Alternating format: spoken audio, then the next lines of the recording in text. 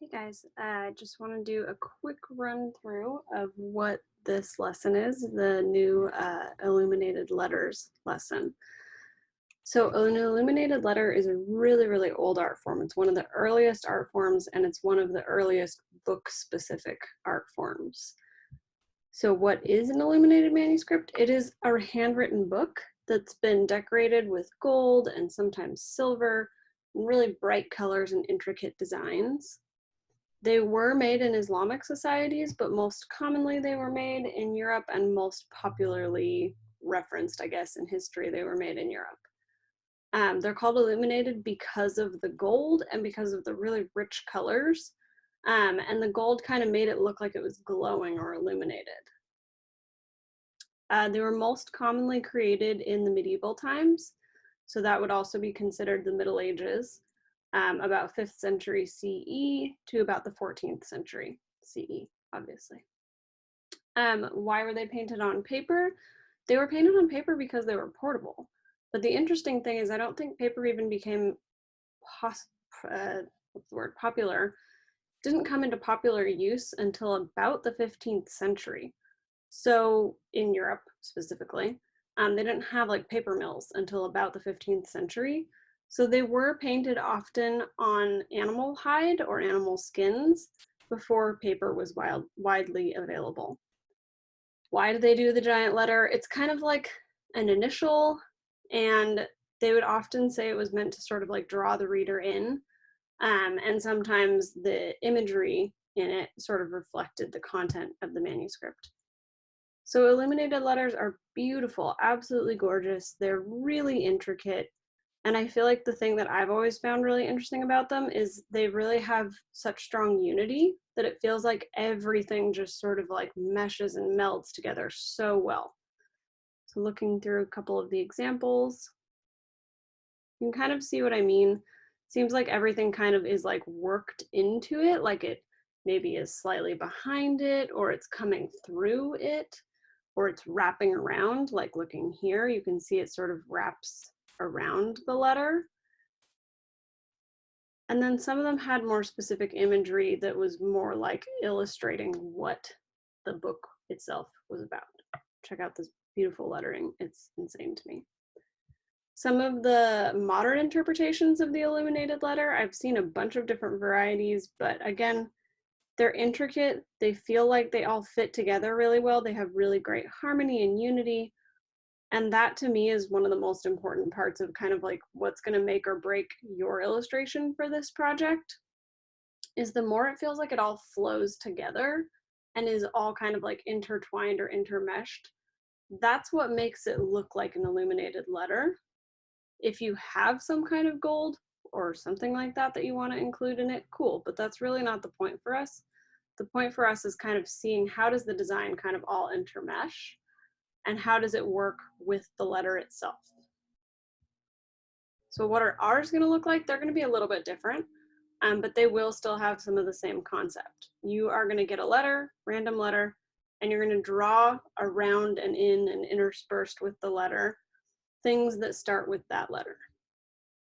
So if you look at this one, it's the letter B, obviously. We have a bear, we have birds, we have brambles, a blueberry bush, and briar roses. Oh, and a badger. I forgot to point him out too. Gotta fix that. And then my example, I used the letter R. And mine has about 8 symbols, but I decided to give you guys a little bit more because I felt like a lot of my examples from the past classes wouldn't feel quite as like integrated as I wanted them to feel. And so I was hoping with more symbols or more references, you might kind of find a way to intersperse them a little bit better. So I have raspberries, I have a raccoon, rhubarb, which is a plant, rosemary, a red hot poker plant, a rat, a rutabaga, and a rose. So looking at the way I did things, I've got some of the stuff sort of wrapping around. So you can see the rose wraps and then wraps down to here. And it's almost like it's holding those other pieces in. The rat is perched on it. The raccoon's kind of like popping out from underneath it. I think that's what makes this interesting and hard, is like, how do I make this not look like a 4-year-old just had a sticker pack and went bop, bop, bop, bop, bop with a bunch of stickers and didn't pay any attention to where they went or the purpose that they were serving. So that's going to be the biggest challenge for you, is to find a way to make it all integrate and feel like it flows. So we've got all the instructions on this slide, but y'all can read, so I'm going to let you figure that out on your own. Some of my examples, these are from past classes. So these are past 8th graders who've done this assignment. I love how this one is all kind of in a similar like muted color scheme. They're not really bright colors that like pop out at you. I think that's what makes it all flow together really nicely. And everything's kind of clustered around the D in a really nice way. You can see the deer and the dog and the duck, they're all kind of sitting in front of the D. The dragon's kind of like coming out from the side of it. You have some of these plants kind of wrapping out. And I think that's what makes it really interesting. Kind of similarly here with the G, the grass provides a really nice little foreground, and then the galaxy kind of comes down in the background. Got a gecko, grasshopper, some kind of vine. This artist cracked me up because I still remember that he had an A and he has an apple with an avocado in the middle of it with an almond in the middle of that, which I thought was hilarious. And he was very proud of that plan. He also has some stuff kind of wrapping around, and then the A is in the midst of the ocean. How he tied that, I'm not entirely certain. H, O, K. And I think hers was all based on a show or a video game. I can't remember. M, R, I've always thought this one was very impressive. The student went on to go to OSHA for drawing and painting. I love the J. I feel like all of these ideas are really interesting. And it is hard with the way that she chose to do the J. She probably could have had a little bit more to work with if she'd given it like the broad top and then the J coming underneath it. So definitely think about the style in which you do your letter and how you're going to make that work for you. An L, a W. I thought this one was really cute. I always liked this one. The V, this was one when I gave them, basically I had like a bowl of letters and they would just pick a random letter, but I had left out some of the letters because I thought they would be too hard.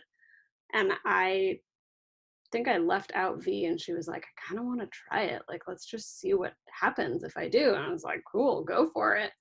And she did, and it came out phenomenal. I love the way the S is. I like the two vertical things on either side, the shovel and then the sunflowers. I think they balance out that S really nicely. And kind of like one of my other major influences on this lesson is a zine that I have by an artist named Death P. Sun. And each page of the zine is devoted to a letter. So this one is, let's see, G. And every single image on this page is something that starts with the letter G. So same thing here. It looks like this one is M and N and W. Kind of amazing that he was able to find this many different things on here. It does prove to you that the research is going to benefit you. Like, come up with as many possible things as you can think of to start with your letter. That is what will make it most interesting, for sure. So enjoy this project. See you guys next week.